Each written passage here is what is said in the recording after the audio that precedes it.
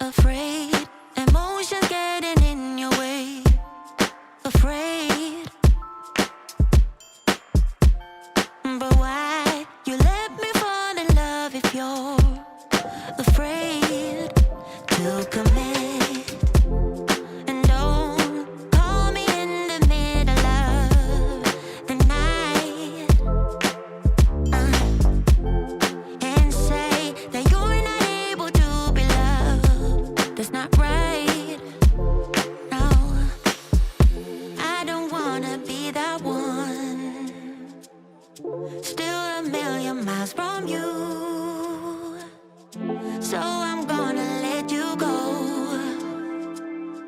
Oh boy, if you only knew. Not a day goes by without you on my mind. You couldn't go on together. You said nothing lasts forever, though you can't deny. Hold it all inside. No, you can trust me. Just close your eyes, knowing that I'm around. I'll be around. Yeah. You're not scared of love, just scared of love. Alright, alright, enough. Just tell me if you want my love or not, or not. 'Cause I don't wanna be that one. Still a million miles from you, yeah. So I'm gonna let you go. Oh boy, if you only knew.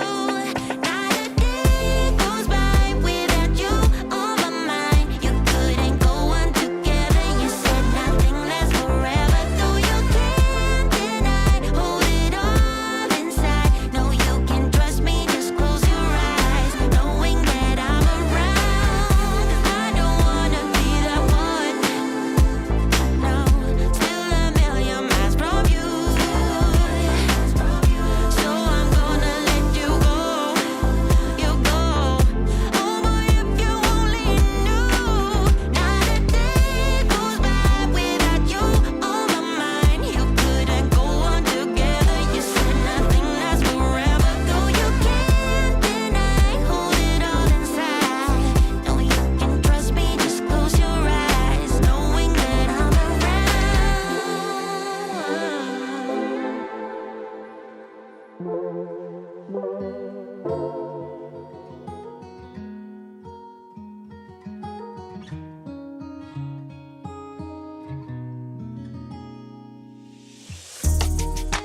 Tell him I need my money right now. Brought me the juice, they stole out my crown. Yeah. Sorry to tell you, I know my value.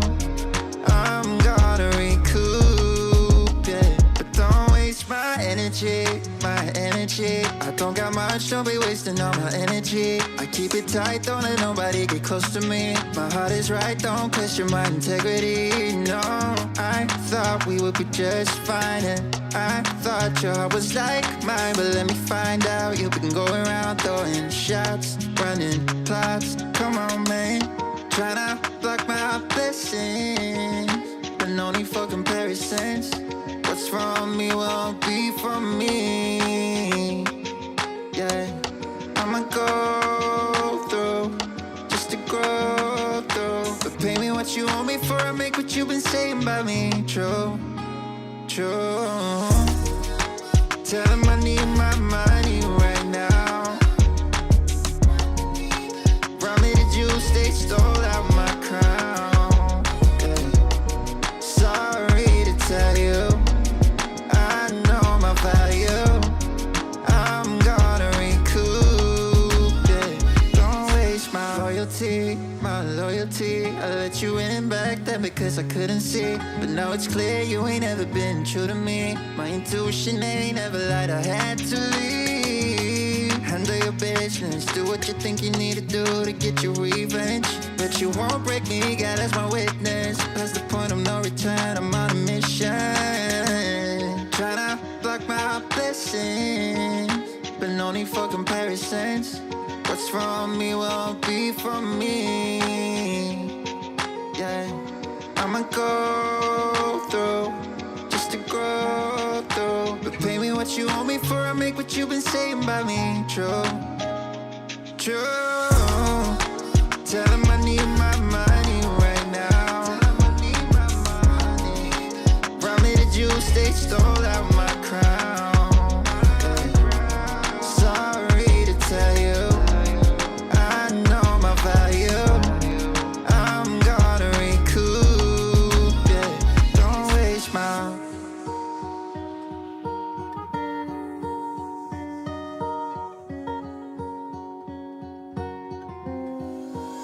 She's putting all of her cards down on the table, knowing there's no way that you'll be able to win this one. But she's somebody else in the making. First, she just gotta stop all the faking, and she'll be there. But she's wondering if it's gonna feel like she's forever. Wondering if it's gonna feel like she's whenever she leaves her safe space. She leaves her safe space. Wondering if it is forever, or is there some place that will make her feel better? Make her feel better. Then that's where she'll go.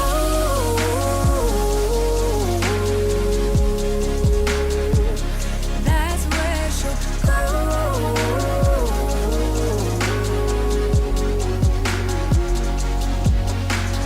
Somebody said, don't be afraid of loving yourself, 'cause that is all you got in the end. You got in the end. But she's wondering if it's gonna feel like she's forever. Wondering if it's gonna feel like she's whenever she leaves her safe space.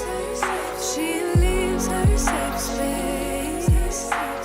Wondering if it is forever, or is there some place that will make her feel better? Make her feel better. Then that's where she'll go.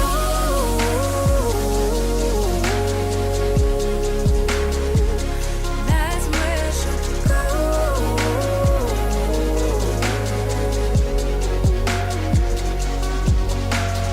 Talking to myself 'cause I don't know what I want.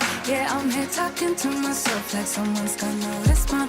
I'm getting tired of myself 'cause I don't know what I want. But I'm not out here on my own. Wondering if it is forever, or is there some place that'll make her feel better? Make her feel better. And that's where she'll go.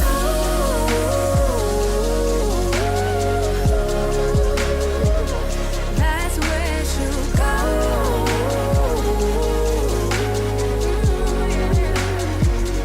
That's where she'll go. That's where she'll go. That's where she'll go. That's where she'll go. That's where she'll go. Talking to myself 'cause I don't know what I want.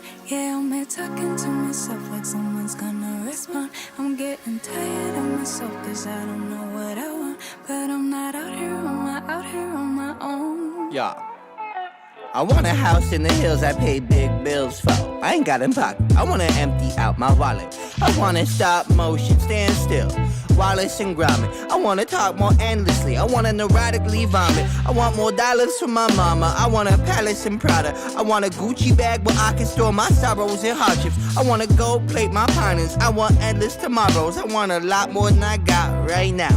But that's the problem. You could give me every little thing I'd ever want, but I'd never have enough till the day I had it all. Yeah, you can give me every little thing I ever want, but I'd never have enough till the day I had it all. Oh, I see what you want, baby, but it might be just a little more than I can give you. Second thought, I want $1 for everyone, not just for my mama. I want to hit the ball out on random pedestrians. I want my questions to be answered till my brain bored and questionless. I want more self-assurance. I don't ever want to second guess. I want someone to shut the fuck up. Lest he trying to tell me yes again. I want so many best friends that I can't tell what friendship is. I want the diamonds, gold, and glitter. I want fast cars I'll never whip. I want it all till I'm empty in my castle of everything. Oh, I see what you want, baby, but it might be just a little more than I can give you. I want a cushy job that pay big bills and cheap thrills. Wanna mob out with my homies like Timmy, Tommy, and Dill. I'm not trying to be famous, okay, maybe a lil. Since I'm a rapper, I should buy me some grills and gold frills that I can sleep on while I contemplate pills and peep on, hold still. Might sedate you, just a fire at will. I got an appetite for hardship, big fish meets krill. Don't sleep, don't spill, I ain't got my fill. I want the beauty queen to make me show my pearly whites. The type of movie scene that make you count your blessings twice. It's not the only thing that's on my list, I checked it twice and sent it off to Santa's elves like I've been playing nice. I see what you want. Oh, I see what you want. Oh, I see what you want, but it might be A little more than I give you.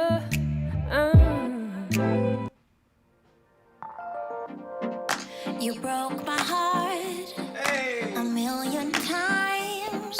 Can't count the time. Good morning, y'all. I made you cry. Hey, Oh, we're Kim, such a mess Princessa now, Jill. and we're burning out. Let's read a little bit I today. get so What do you say? sad at the thought of losing you. Let's read a little bit today. What do y'all say? Can we do that? Can we do that?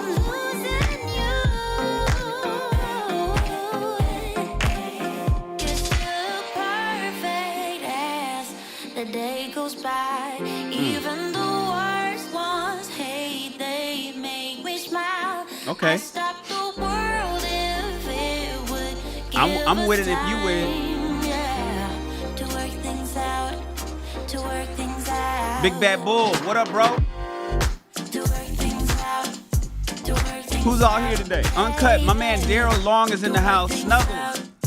to work things out.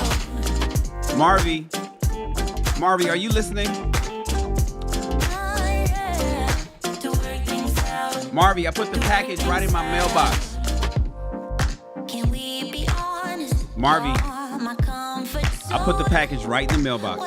Take it straight to Aaron so he can process those orders, please. I get so sad at the thought of losing you. We're gonna have a good read today, you guys. Losing you. I can't bear the thought LaRonda. of losing you. I'm losing Everybody needs to type salute. I just fired up the contest, you guys. You're still perfect as the day goes by. Even the worst ones hate, they make me smile. I stop the world if it would give us time, yeah, to work things out, to work things out. To work things out, to work things out, yeah, yeah. To work things out, to work things out.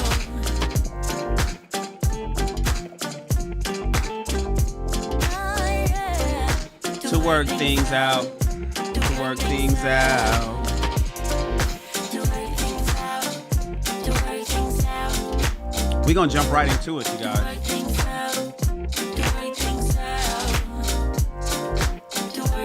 I don't have a long monologue today.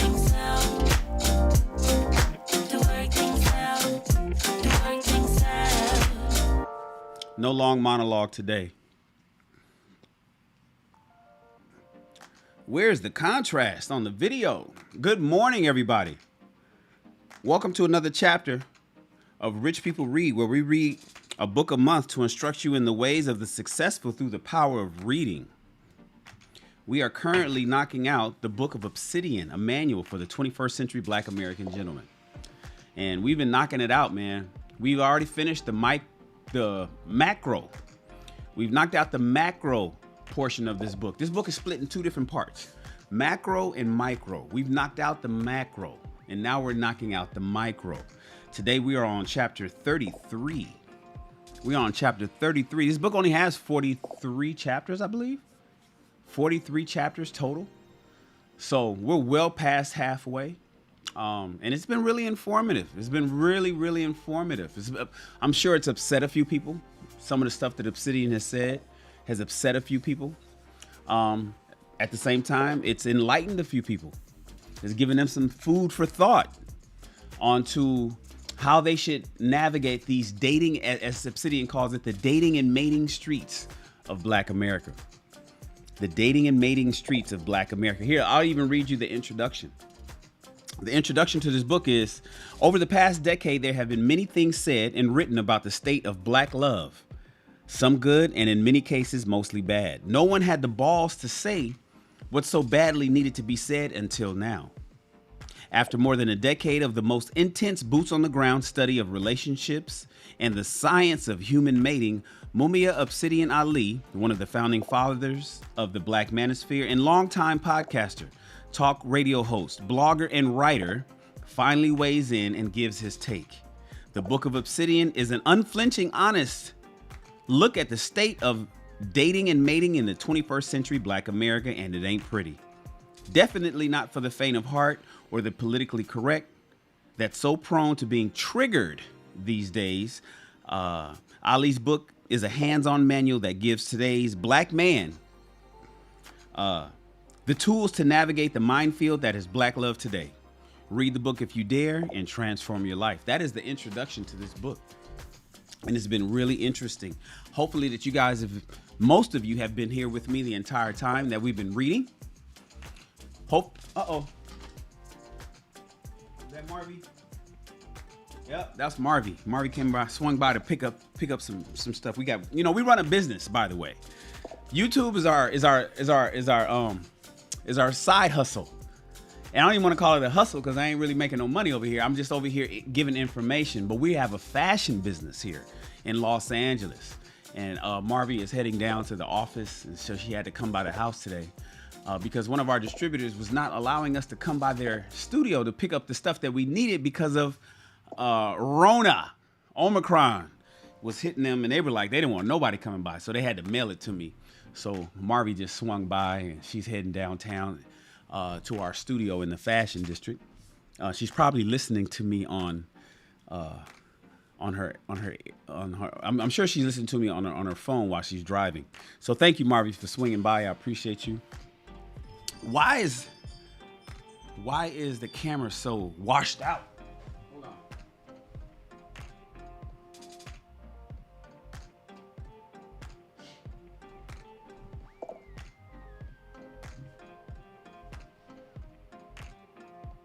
Camera is washed out.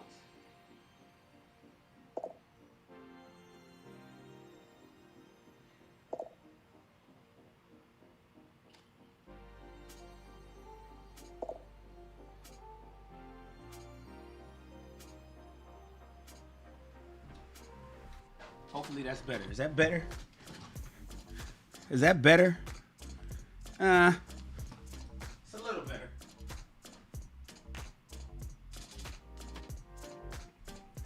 It's a little better.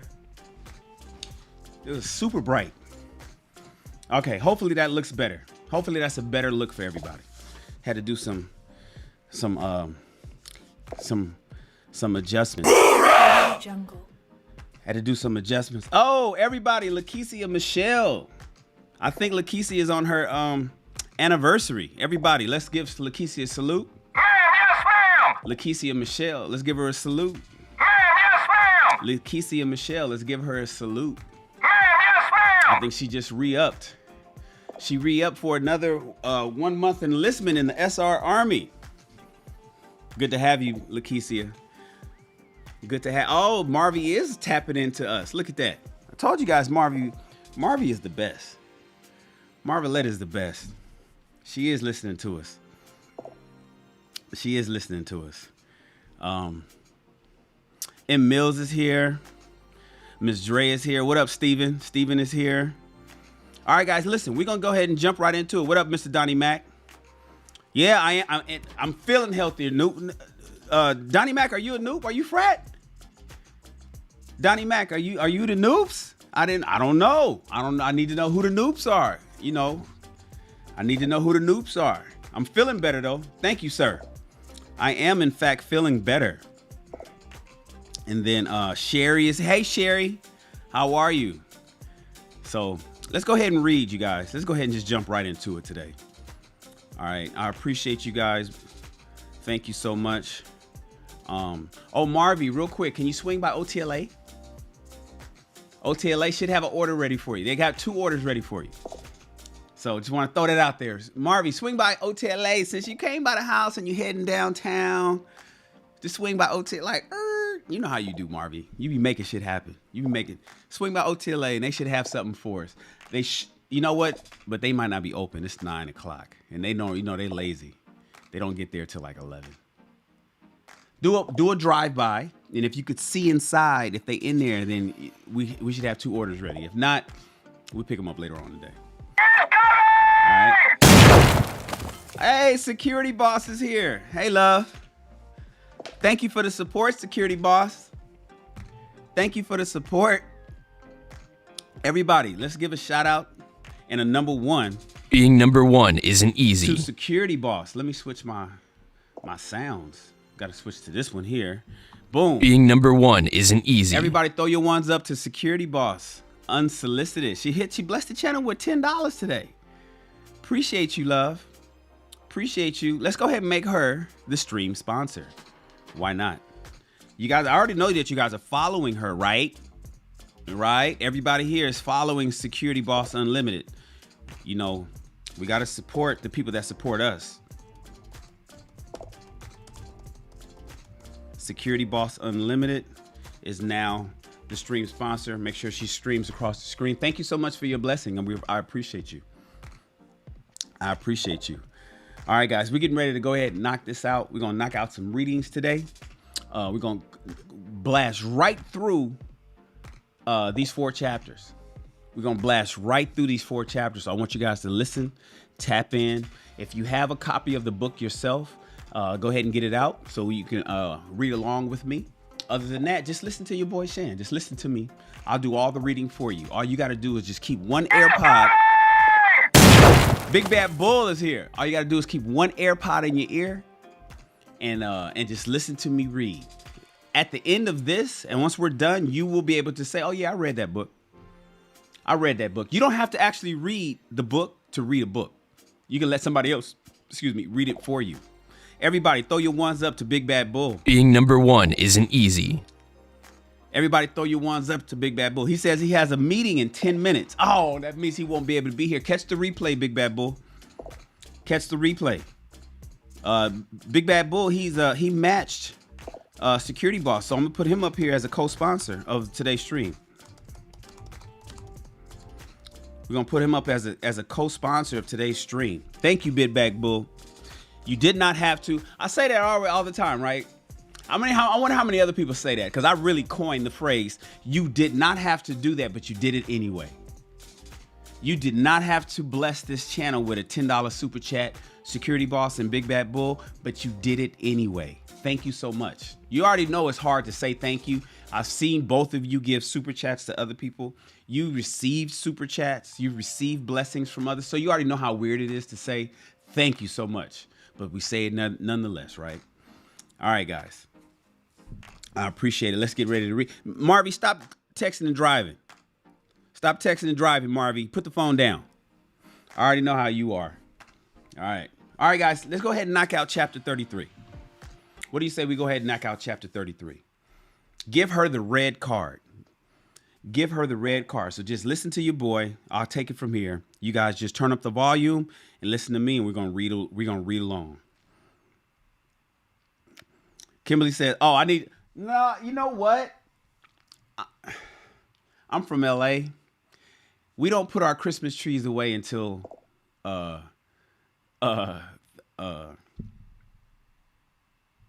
Valentine's Day."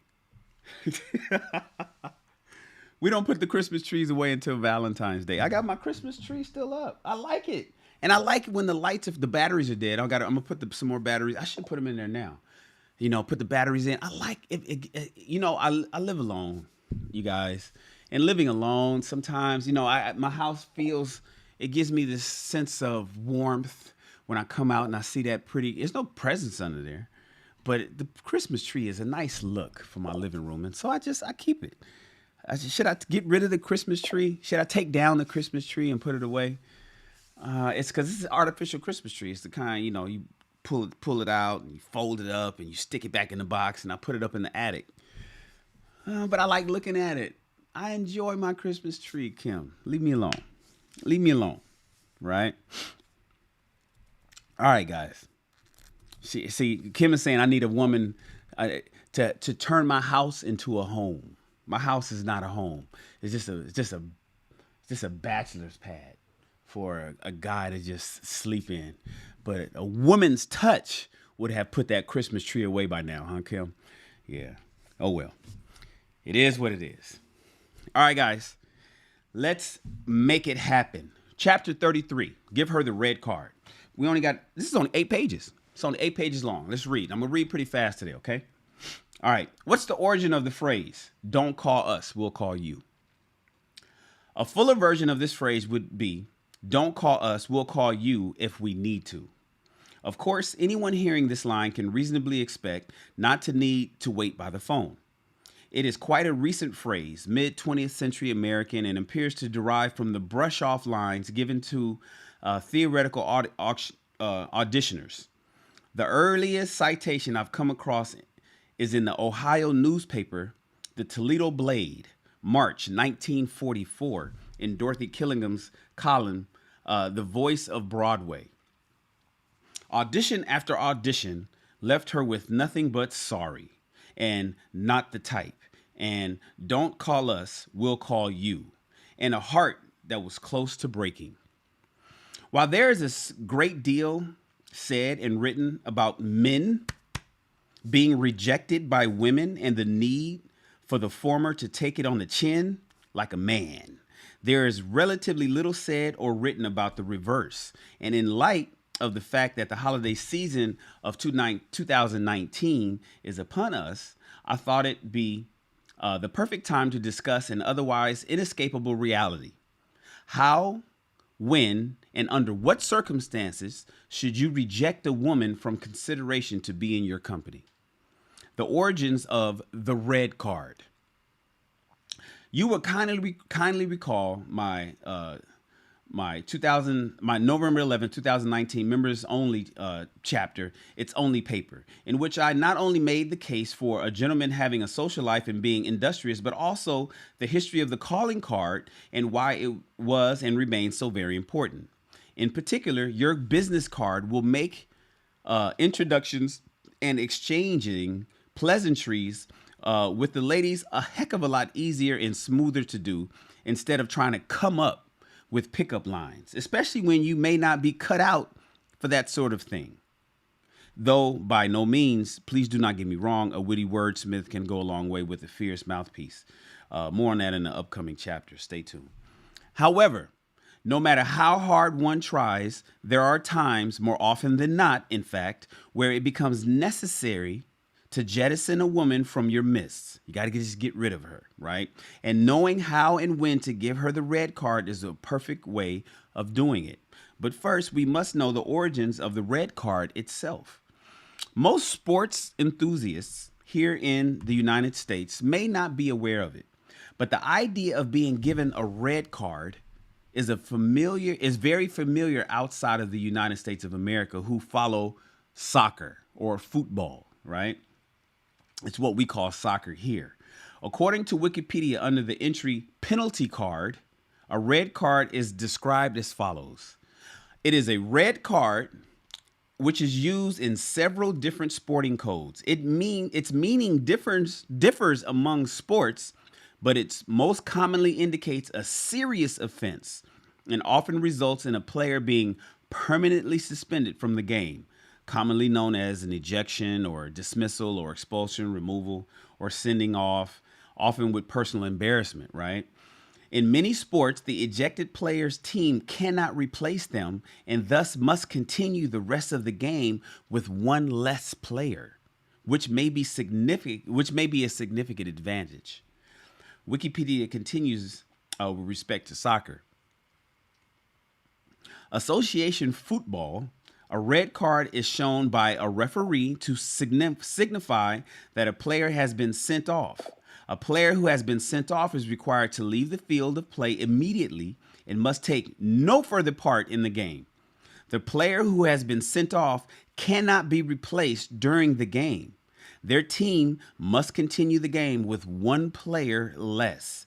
Only players, substitutes, and substituted players may receive a red card.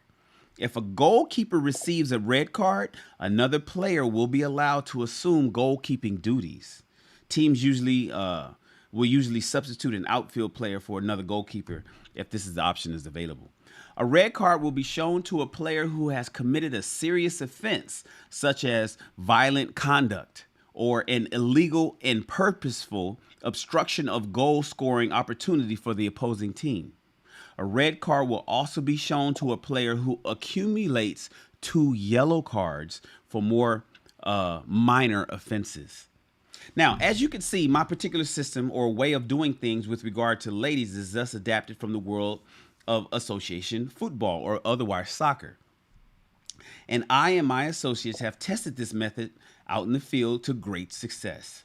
As before, I strongly urge you to get your red cards from Vistaprint, which routinely offers deals of 500 cards for $20 or less. However, unlike your primary business card, I recommend keeping your red card strictly minimal in the information you put on it. Your name, a non-primary telephone number, or email. I personally prefer an email address, leaving off all the other business-related information on it, in case the woman I'm rejecting trying to get rid of, in case the woman I'm rejecting or trying to get rid of attempts to make herself a nuisance, of which among black women there are many. When are you to give out this red card? So it's a physical red card. Sidebar, this is a physical red card that Obsidian is talking about. What up, Javaro? So let's continue, all right? When are you to give out the red card? Well, since it would appear that my previous on-air discussions of my red card concept and method seem to have been misunderstood by some, it is important to lay out in writing exactly what circumstance a gentleman should give out one. And perhaps the best way to convey this is when you should not do so. For example, you should not go out of your day-to-day business simply handing out red cards to each and every black woman that you see and say hi to. It doesn't work that way and never did. No, you should only give a black woman a red card when, 1, you are attending a social function or event, such as an art museum, opening, gala ball, dinner party, music concert, or festival, etc. In other words, you are attending a social event where both sexes are expected to be in attendance and where it is generally accepted and expected that the two will mingle for the purpose of potential short or long-term mating. Many black women will attempt to play possum on this point. By the way, don't go for it. If they are attending such an event, they must expect to be approached by black men, unless, of course, they come attended with a black man herself. And even then, it is not at all unusual for black men to try their hand. For more on this particular point, see my 2019 column, Negro Manosphere, Sadie Hawkins Dance for Adults. Number 2, Your attempts at chatting a particular lady up is stalling out or otherwise stale in pickup parlance. Be on the lookout for indicators of disinterest on the part of your potential target. In such a case, simply give her your red card, bid her a good time, and step off. Number 3, this is when you give a woman a red card. You're dealing with a black woman who is displeased to you in some way, usually in the form of communication and manner. In other words, she's annoying, a bitch, or both. Remember, you're not in the hood, out on the street in the hood, and above all else, you are a gentleman. Simply thank her for her time, give her a red card, and step off. Don't worry, a script for you following, giving you ideas on how and when to hand off the red card appears below. And number 4, when to give a red card. When attempting to chat up your intended target, you're often rudely interrupted by another black woman, usually but not always known to your target, often known as cock blocking. This can be done on the part of your target to reject you. In other instances, the other black woman is attempting to interfere with you and your intended target from getting to know each other better. In either case, since there will be many other black women to chat up, and failing that, many other venues to attend, simply hand them each a red card, bid them adieu, and step off. Number 5. When your intended target goes from intriguing at first glance, but then turns into Charlie Brown's math teacher going on and on. She's just talking on and not giving you a word edgewise, bro. Simply and calmly interrupt her with an excuse of some sort. I usually tell such a woman that I'm needed elsewhere. Hand them a red card and step off. Remember, fellas, a successful man is a busy man and doesn't have time for silly shit. In summary, the red card is only needed when the woman you're dealing with for the first time during introduction is bitchy, she's turned off by you, or in some other way you're turned off by her. No need for cross looks and raised voices. No need for cursing anybody out, etc. Simply reach into your pocket, fellas. With your left hand, give her a red card and step off.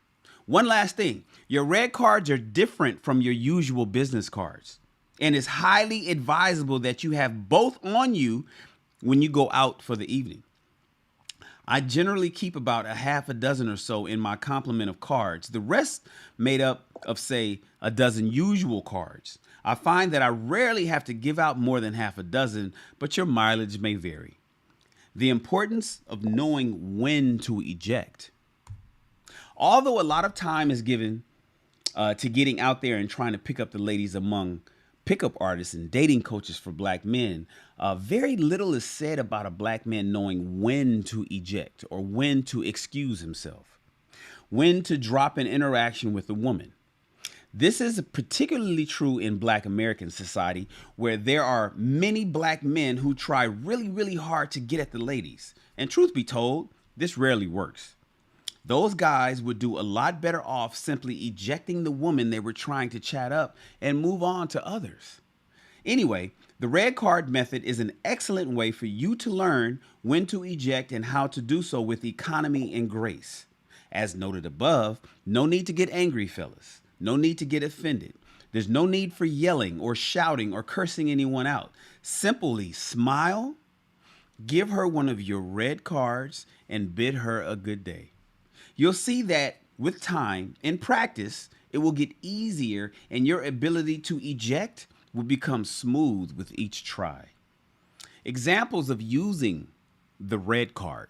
This is different from your normal business card that has more personal information on it, right? The following are some scenarios for you to consider. Please do not attempt to use them word for word, but rather use them as a general guide. Scenario number 1. So you go up to a woman and you say, "Hey, nice to meet you. I'm Shannon, and how are you?" No, and you are. And then she goes with a snide tone and gives you kind of like a screw face, like, "Psh, well, look at the time. I've got to run, but we should keep in touch. At this point, you reach into your pocket with your left hand and you give her a red card. She didn't even really say nothing. You just slid her the red card and you out of there, right? Another scenario number 2. So, nice to meet you. I'm Shannon. Ever been here before? And her answer, she answers your question, then goes on like a nonstop chatterbox on crack. You start hearing Charlie Brown's math teacher, wah, wah, wah, wah, wah, wah, wah, wah, wah, wah, wah, wah, wah, right? In your head. And you say at that point, wow. Whew. Well, thanks for sharing. And look, we should really keep in touch. At that point, reach into your pocket with your left hand and give her a red card. Scenario number 3, fellas. You're talking to a black woman you've already met at the party, and when suddenly, rudely interrupting black woman comes up and says, you know, I was at so-and-so party the other night, and I saw Punchy. You know Punchy, girl, he always talking shit, and that motherfucker too. That's where you fellas say, well, the pleasure meeting both of you. We should really keep in touch. Reach into your pocket with your left hand and give them both a red card. You get the idea? Try it out and report back the results. And Merry Christmas. And that, my friends, is chapter 33, the red card. That is the difference between your regular business card and your red card. So you'll have I thought I had one. Here's one. This is one of mine. This is one of my, I got different cards because I got different brands. But this is one of my business cards. Right here. I don't know if you can, no, you ain't gonna be able to read it. This is one of my business cards here. You can see that part, right? Aficionado. This is the business card. I don't have a red card, right? Because I don't even get into these situations that Obsidian is talking about, but I can imagine brothers that do. So aside from your normal business card, which you give somebody that you're interested in, Obsidian is suggesting that you have a red card. This is this extremely plain card with just your name and like an email address on there, right? And that's usually like a fucking, like one of those spam email accounts. It's not one of your main email accounts. You don't even have to really give them a phone number. And that's when you just, because that way you're not being extremely rude and just saying, you know, peace, deuces, but you're not also giving them information that is going to be directly accessed. You know, that you're not giving them direct access to you in the manner in which you would give somebody that you were interested in. All right. So let's move on. Let's read chapter 34. It's only 9 pages, about the same size as the last chapter. And this one is there such a thing as the non-select guy tax? Is there a such thing as a regular guy, average guy tax? No taxation without representation. James Otis. All right, here we go. Let's go. When you're as controversial a public figure as I am, you're sure to get lots of people who will take exception to your position on various issues, particularly those bearing on the community, black women and certain black men. Of the many positions I've taken over the years on the air, in podcast and radio and talk radio form, is the idea of price discrimination in Black America mating patterns. The idea that black women in particular charge one price to one group of black men to date and mate, and another price to another group of black men for the same privilege. My recent chapter, All the Crazy Ladies, is but one case in point in illustrating my argument here. My podcasts on price discrimination are among my most listened to broadcasts, in fact. Well, a little over a month ago, while I was co-hosting the Daily Roast morning talk show, one of my fiercest detractors, one Mr. Tony Maseo, we ain't about to talk about him again. Mr. Tony Maseo, a podcaster and writer in his own right, came at me with the ferocity of a Wolverine, accusing me of being mad that I don't have to pay an ugly tax. That I don't have to pay an ugly guy tax while the cute guys don't. That I have to pay an ugly guy tax while the cute guys don't have to pay that. He further doubled down on his notion that non-select guys or the average guy must pay a tax. And that's just the way that it is, damn it. Maseo, a generally more sedate and subdued individual, was extraordinarily emotive with his bromides filled with barbs about my education and my intelligence, or that lack thereof, and so on. I guess he didn't get the memo that if and when you have to resort to personal attacks while in the midst of making your argument, you have already lost the debate. Part of me being baffled by Maseo had to do with his highly unusual behavior. I'd come to conclude that it could be attributed at least in part by the apparent time he was spending online with Miss Nicole Michelle of Inner Beauty Movement fame, and was coming to her defense in the wake of her taking exception to my approach in a response to dinner whores.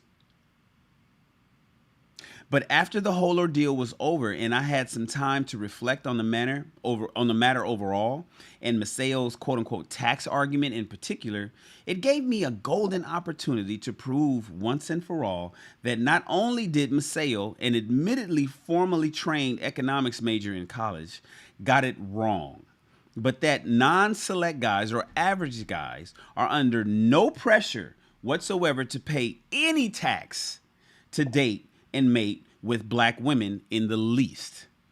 Today's chapter, picking up on the themes laid out in the non-select guy series here at the Negro Manosphere, aims to do just that. So let's begin. Why Tony Maseo gets it wrong. As noted above, black women can be observed attempting to impose different prices to date and mate on varying types of black men. In simple terms, and for purposes of today's chapter, we will use the average guy and the non-average guy schema that Mr. Ram Wills has introduced, that we will have been using throughout this series. Price discrimination theory could hold that black women will allow for the so-called select guy to mate with her for free. The select guy can mate with that woman for free. He has to pay nothing, right? That is to say, with minimal, if any, courting phase, which would include... hold on. I got a super chat from Javaro. Javaro, everybody throw your ones up to Javaro. Being number one isn't easy. I haven't seen my guy Javaro in like a week and a half, maybe 2 weeks, because he has been working while we work out, but he's always supportive. He's always here, and he's always blessing the channel to make sure that we're keeping it afloat. You know, whether you guys believe it or not, the money that you guys bless me with keeps this channel afloat. It keeps me, the only reason I'm able to be here and read right now, as opposed to being downtown with my team, is because the super chats that's allowing me to do so. So thank you so much, Javaro. I appreciate you. He says, lunch over at the plantation. It was fun listening. Keep up the great work. Love. My man. Being number one isn't easy. Being number one isn't easy. Thank you for the super chat, man. Thank you for the $10 super chat, brother. I appreciate you. I appreciate you. I appreciate you. All right, let's continue.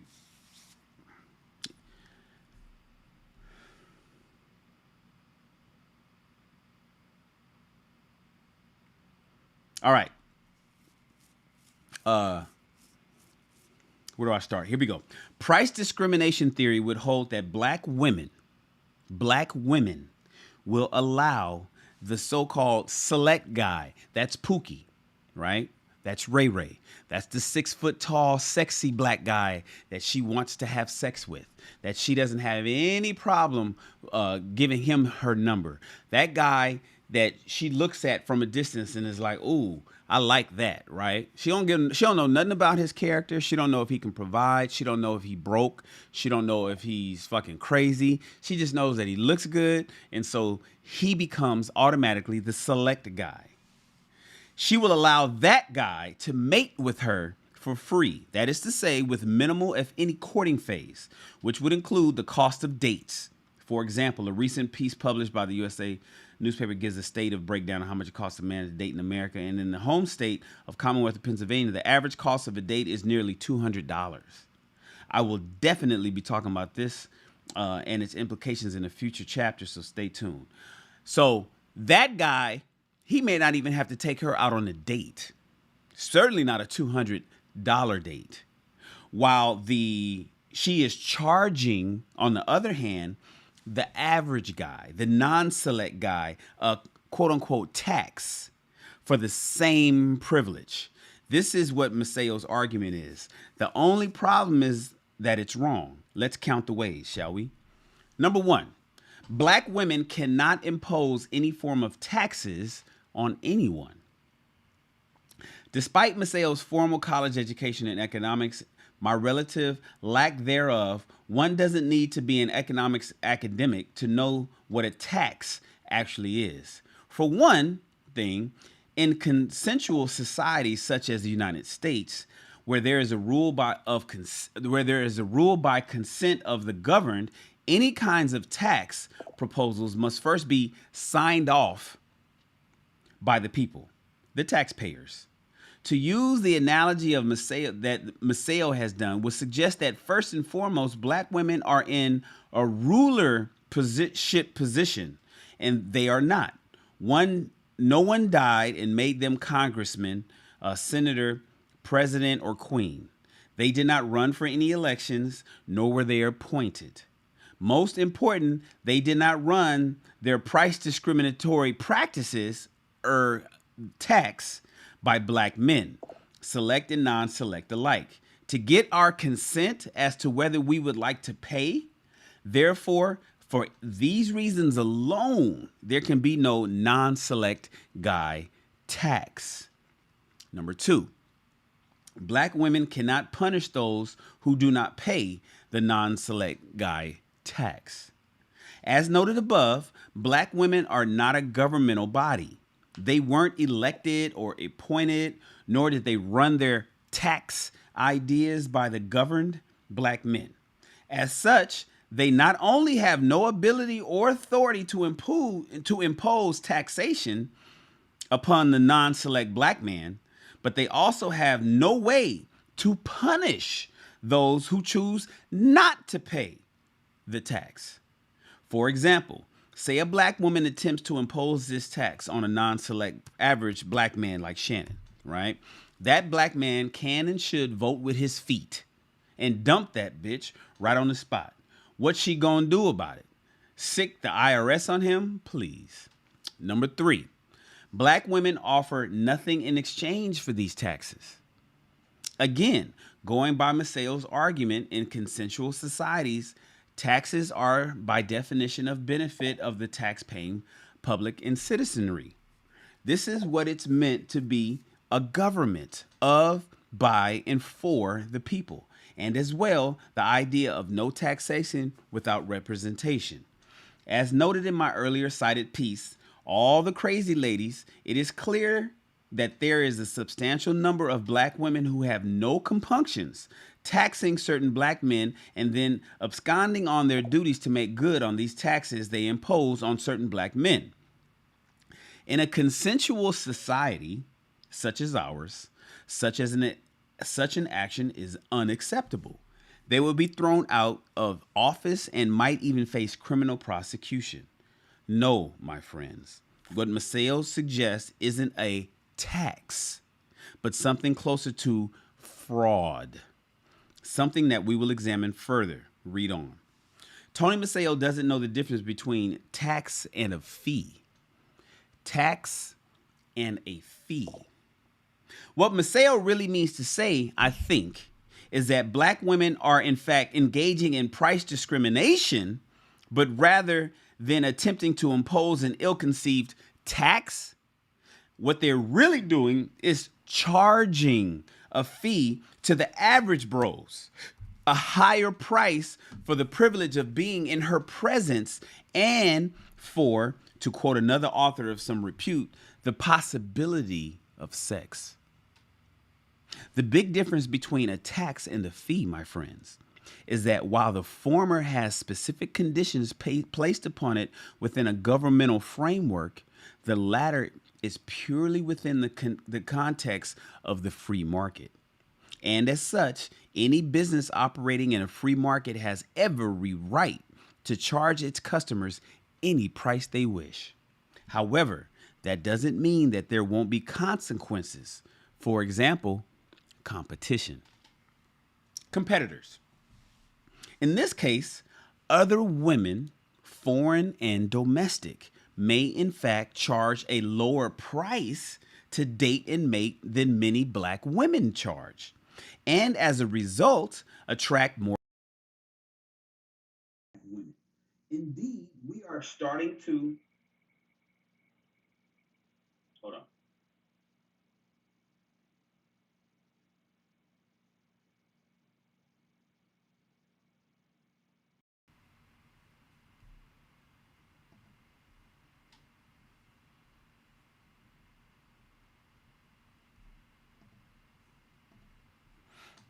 Hold on, my microphone switched. Okay, test 1 2 1 2. All right, cool. The big difference between a tax and a fee. Oh, wait. Competitors. In this case, other women, foreign and domestic, may in fact charge a lower price to date and mate than many black women, and as a result, attract more customers than black women. Indeed, we are starting to see undeniable evidence of this happening in our time right now with what the framed documentary frustrated black American men in Brazil, the recent passport gate controversy, and recent findings that college-educated black men in particular have a 30% higher chance of dating and mating out. All of these instances are clear and present proof of the fact that black women have no ability to impose a tax on non-select black men, and to the extent they attempt to charge a higher fee on said black men. This is being severely tested right now. So in summation, before moving right along, do black women have a right to charge a higher fee to the non-select, to the average black men they ain't sexually excited about? They absolutely do. But in doing so, they run a very real risk of undercutting their own viability in the sexual marketplace, which has demonstrably gotten more and more competitive for today's black American women. Simply put, there are more and cheaper options, and average black men have demonstrated that they are under no obligation to pay these exorbitant fees that black women charge. The not so hidden cost of dealing with today's black American woman. In addition to the aforementioned cost imposed by black women onto certain black men to date and mate, there are other hidden costs we have to consider as well. They are as follows. Number one, baby mamas. Baby mamas. Nearly 80% of all black children are born out of wedlock. Most black women who have kids today are in fact baby mamas. Damn. Let me read that again, because I wonder if they hit you like it just hit me. Most black women who have children today are in fact baby mamas. And that majority, 60% of them, have more than one baby daddy. Most of the women with children, black American women with children, are baby mamas, and more than half of them got multiple baby daddies. Number two, fake presentation. Black women have been documented in having spent hundreds of billions of dollars a year on hair weaves, wigs, lace fronts, and the like. And this doesn't include other appliances like tons of makeup, Spanx, and so forth. One must ask, what are you paying for? The real or the facade? Number three, obesity. It is a well-documented fact that some 80% of black women today are grossly overweight, and clearly, and clear majority are clinically obese. unless you're a black man who genuinely likes that sort of thing, and they are few in numbers, what black man who has anything going on for him gonna want to partner with an obese, fat black woman? Number 4, charging more and offering less. Charging more and offering less. A major problem with price discriminatory fee structure that many black women attempt to foist on non-select guys today is that they charge more and offer a whole lot less.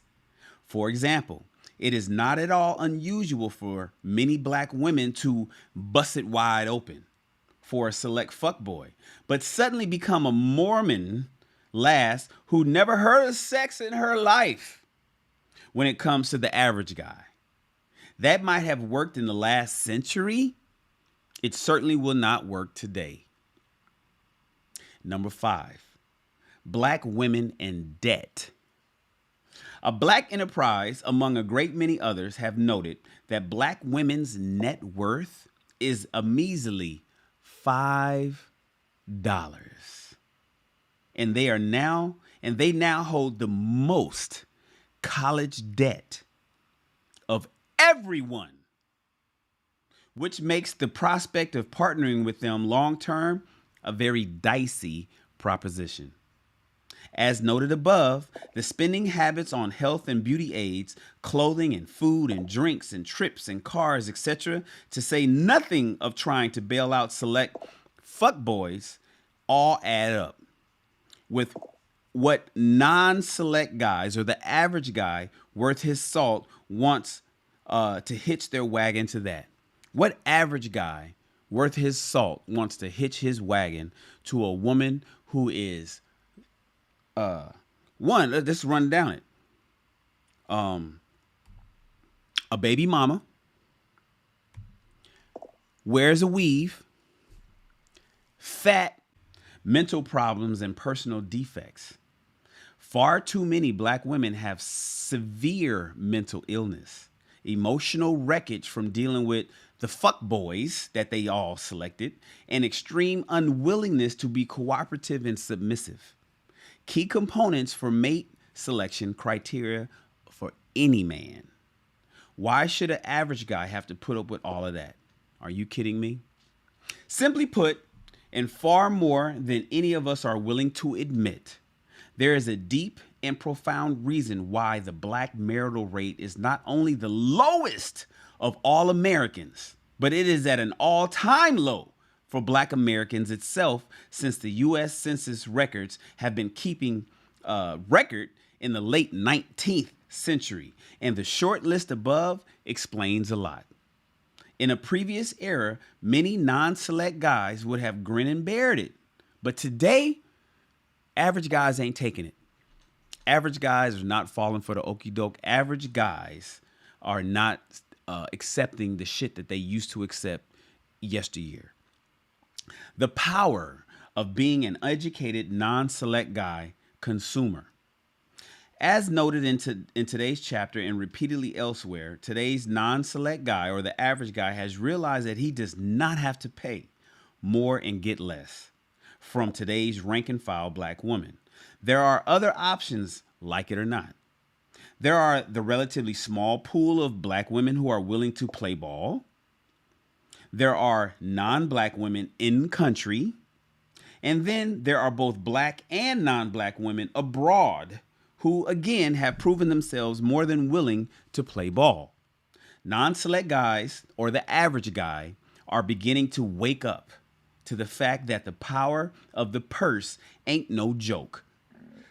And they are using that power accordingly, as well they should. Contrary to the exhortations of Mr. Maseo, the average guy is under no obligation whatsoever to simply take whatever bullshit deals offered to them by black women who think they can simply mail it in. Increasingly, the average guys are voting with their feet. Increasingly, the average black man today, not the super sexy 6 foot, blah, blah, blah. The average black man is voting with his feet. with their passports and with their wallets, where they can and will literally get a bigger bang for their buck. God bless America. Let's continue. This is short too. Today's going to be a fast read. Chapter 35. If I don't know you, I don't owe you. If I don't know you, I don't owe you. All right.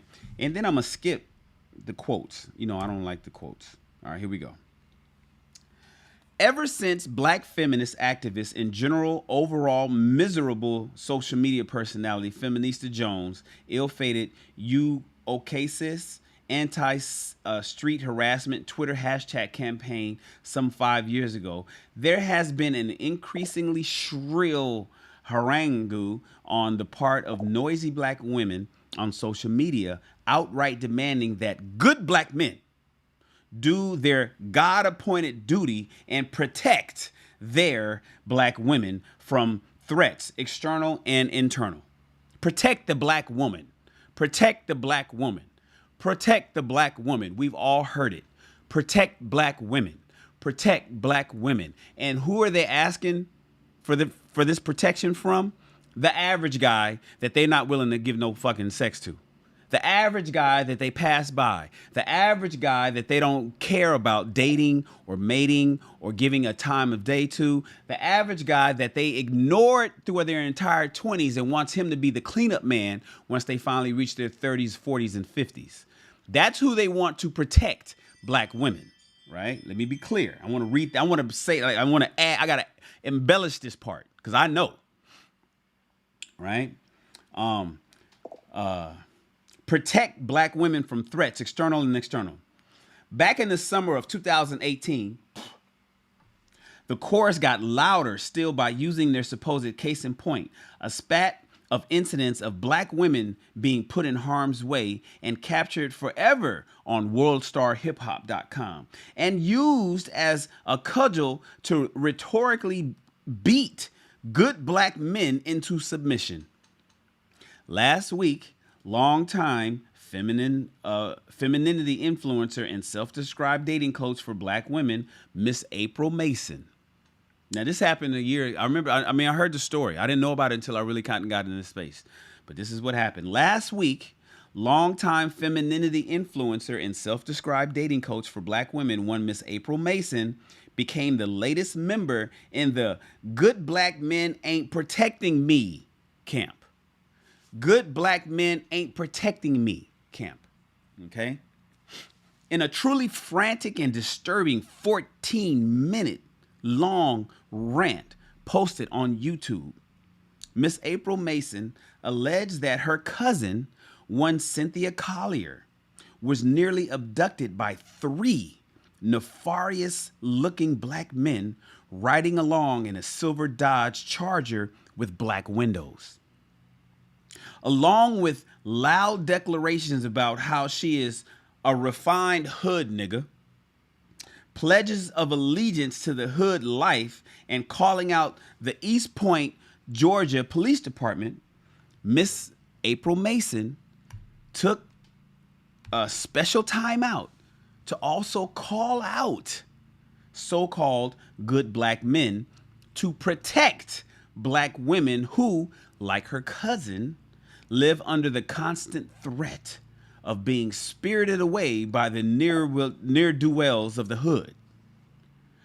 While the alleged abduction attempt was quickly proven to just be a hoax. Ouch. While the alleged abduction was quickly proven to be a hoax, April Mason calling out good black men continued to reverberate through the Black Manosphere. As of this writing, the virtual feeding frenzy on April Mason's ill-timed remarks are still being fiercely discussed with great interest, with no end in sight, as black female travelers of April Mason line up in knee-jerk support of her. None of this comes. Do any of you, sidebar, do any of you guys remember that situation? I don't remember it. I was doing something else. I was knee deep in the fashion, and I did not remember or heard or anything about what happened over in East Point, Georgia. Anyhow, let's continue. Hold on.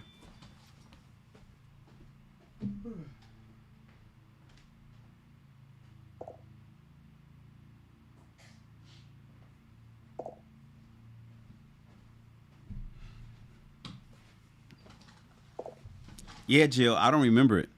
Oh, Charles remember. Oh, Charles Faulkner's here. Salute to my guy. Hooah! What up, Charles?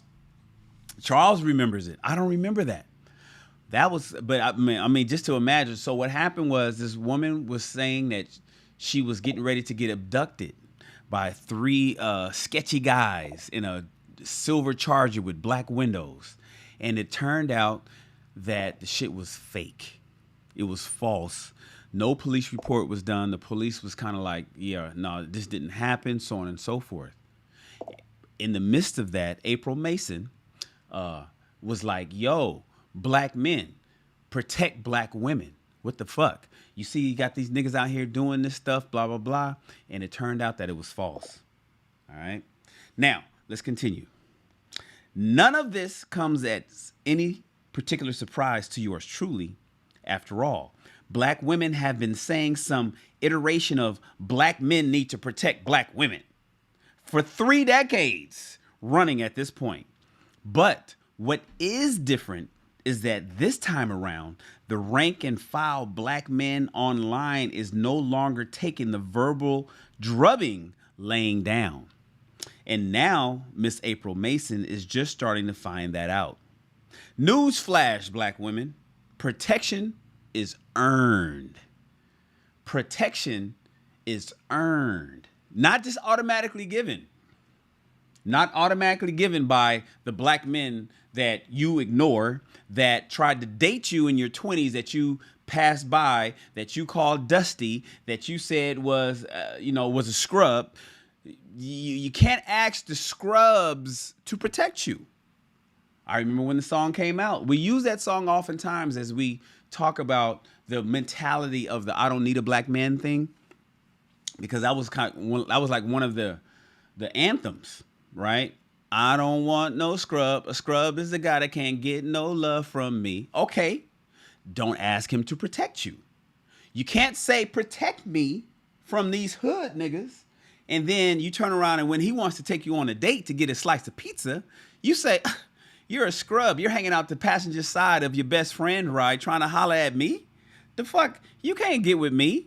I'm only fucking with Pookie and Ray Ray. Because Pookie is 6 foot tall and I want the guy that makes a bunch of money and I want the D-boy and I want all of that.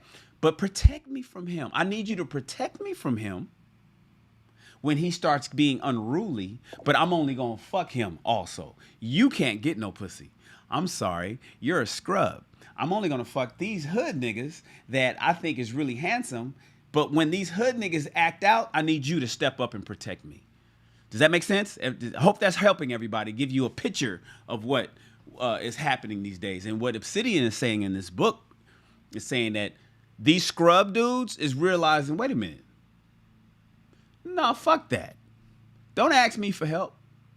Don't ask me. And now that you got a baby by Pookie and a couple Pookies, you didn't had, I was looking at the Lapeef Network show the other day. They had a woman up there that had, I think, 6 babies from like 4 baby daddies or something like that. She was talking about and she was, oh man, I don't even want to, I think Kevin Samuels went up there and kind of tore her a new asshole. I sure wish I was up there to tear her one. She didn't know what the fuck she was talking about. But she's the protect black women woman who gave Pookie and Ray Ray and them all the babies and all her purity and all her good years, and is now asking the average guy later on, I'm here for you, I want to get married. It's crazy. Anyways, let's continue, guys. Newsflash, black women. Protection is earned. One of the biggest, pardon the pun, problems with black women demands about good black male protection is they conveniently leave out the unspoken and implicit understanding that has, until very recently, stood in good stead, that regulated the relations between the sexes, that in order for black women to receive protection from good black men, they first had to prove that they were worthy and appreciative of said protection.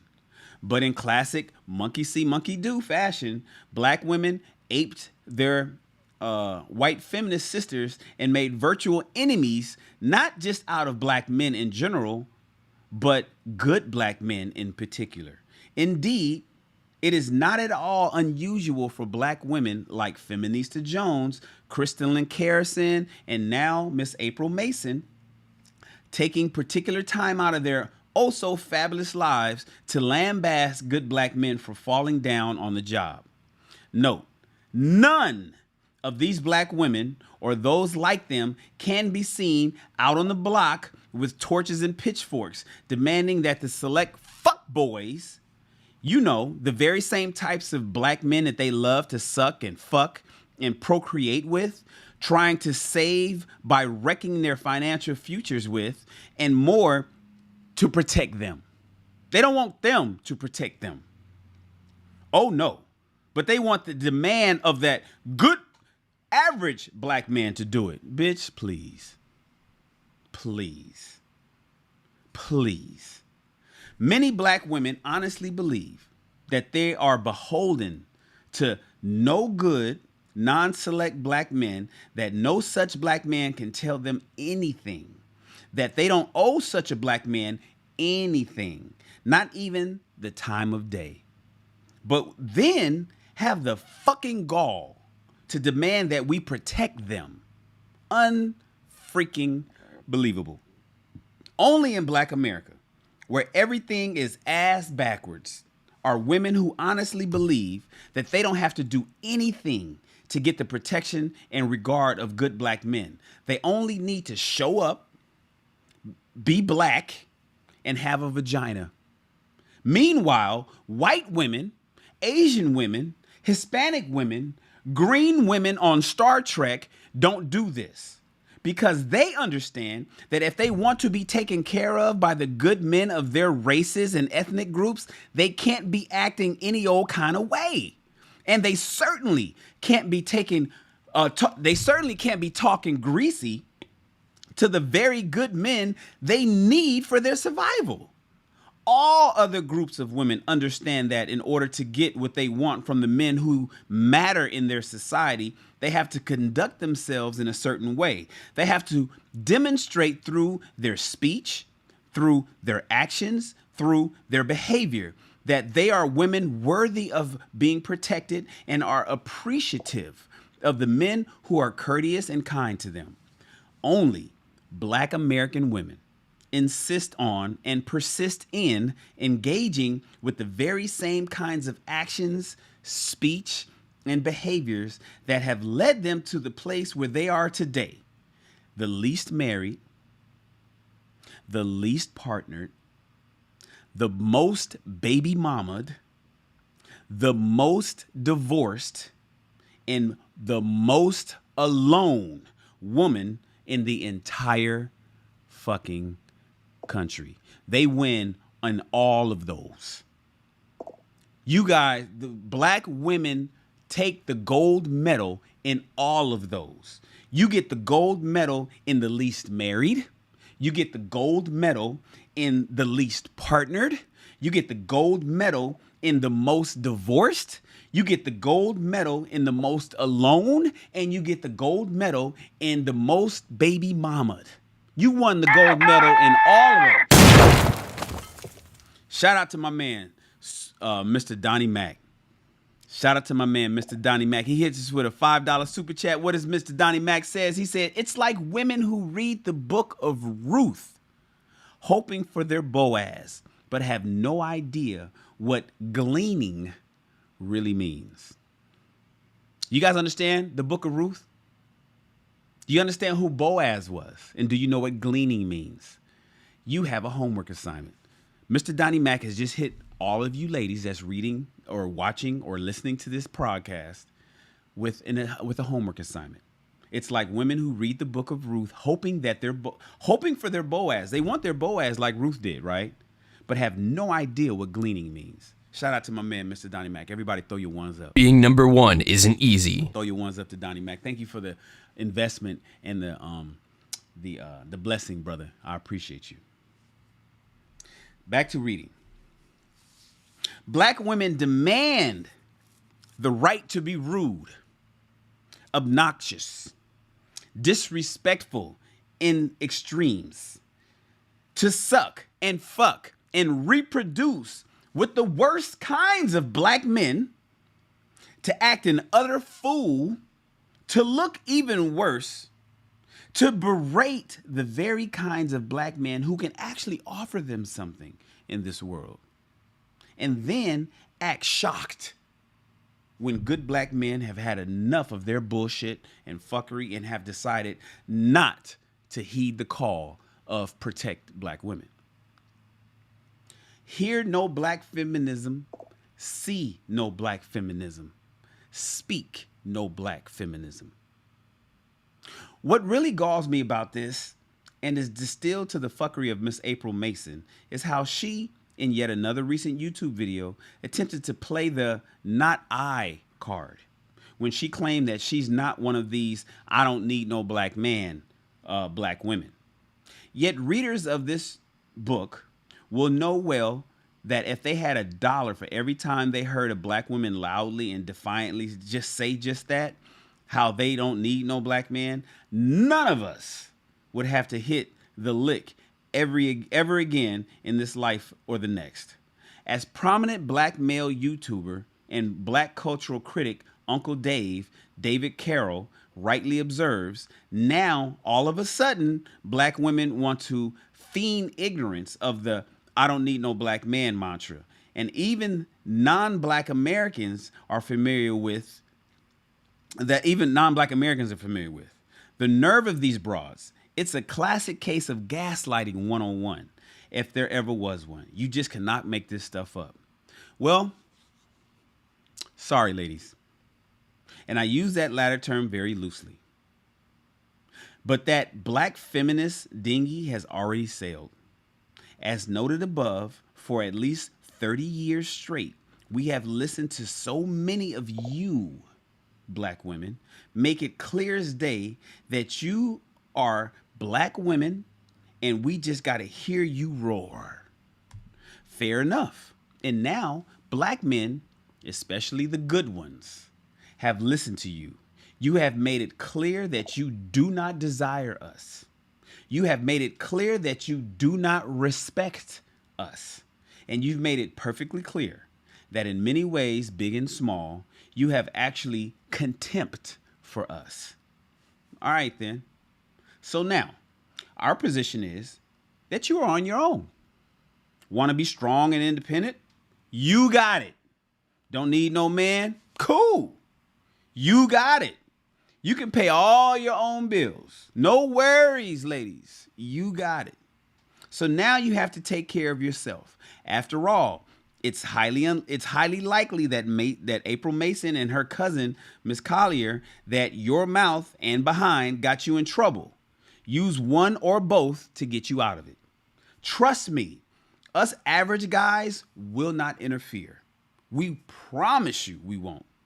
The average guy, new deal for black women. If I don't know you, I don't owe you. That's the new deal.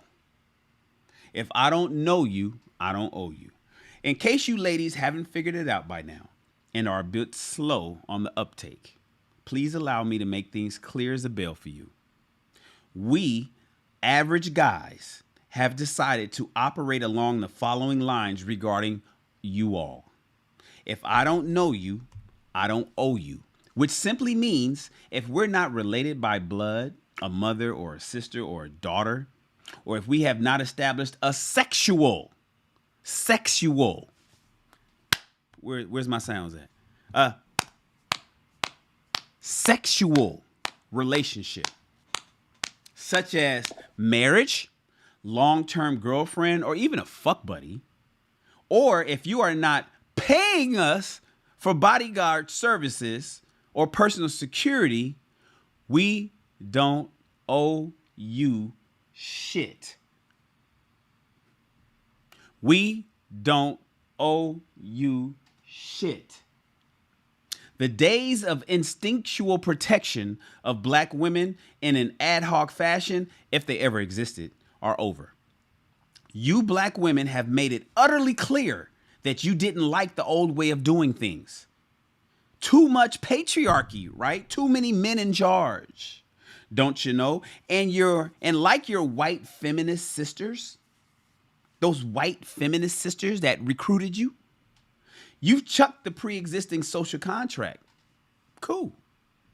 So the new world order is that unless we actually know you, per the ways enumerated above, mother, sister, auntie, or we fucking, we do not consider ourselves beholden to you for anything, that we can and will walk on by. For that, we won't even be bothered with dialing 911. After all, what black woman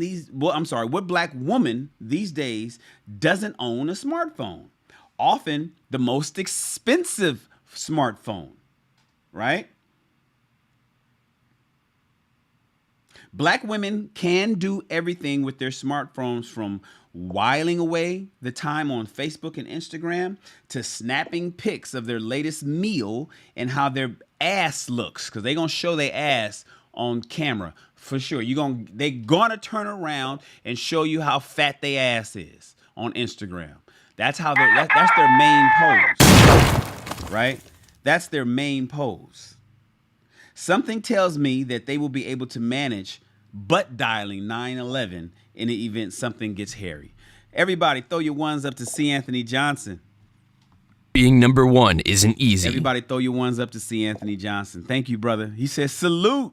The grind never stops. He just keeps coming here and blessing this channel. C. Anthony Johnson just showed up one day and was like, yo, I like what you're doing, bruh. Let me put 5 on it. Let me put 10 on it. Let me put a dub on it. Let me put 50 on it. Let me put 5 on it. C. Anthony Johnson just keeps coming here, blessing the channel. Thank you, C. Anthony Johnson. I appreciate you. So being number one isn't easy. Throw your ones up to this man. Throw your ones up to this man because he's continuing to support the channel. I appreciate you.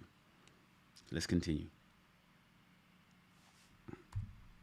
This is how things are going to go from here. And one of these days, the message will sink in, ladies. After all, what my dearly departed grandmother said is so, so true. A hard head makes us a soft behind. Right, ladies? All right. And now we're on to our last... we're on to our last chapter. Chapter number 36. Lessons learned from the North Philly shootout of summer 2019. I didn't know nothing about it, so this is all a newsflash to me. What up, Joel?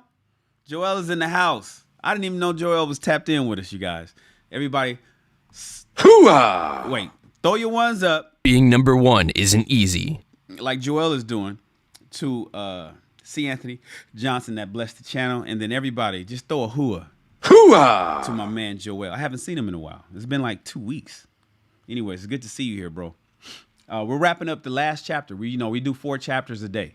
So we just knocked out 3 chapters, and we're getting ready to do chapter 36 of the Book of Obsidian, the manual for 21st century Black American gentlemen.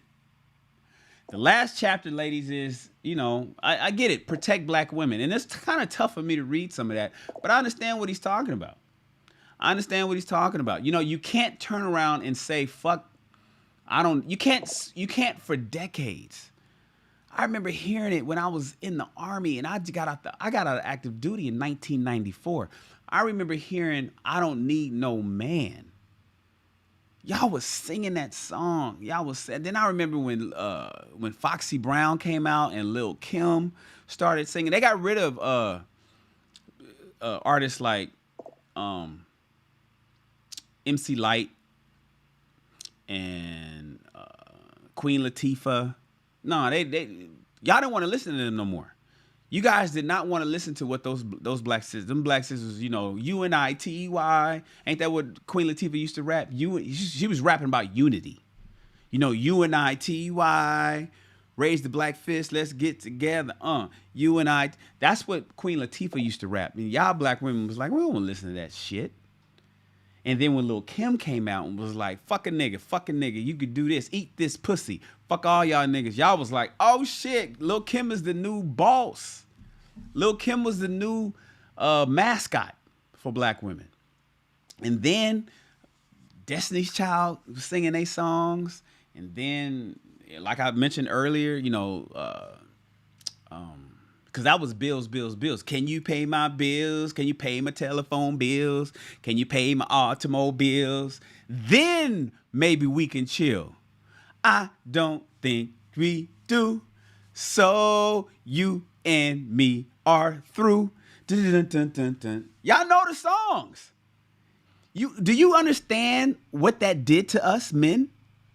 You guys are singing a song and just singing a tune, and you think it's just some music and shit, and it doesn't really matter much. But think about what it's saying. Can you pay my bills? Can you pay my automobiles? Can you pay my telephone bills? Then maybe we can chill.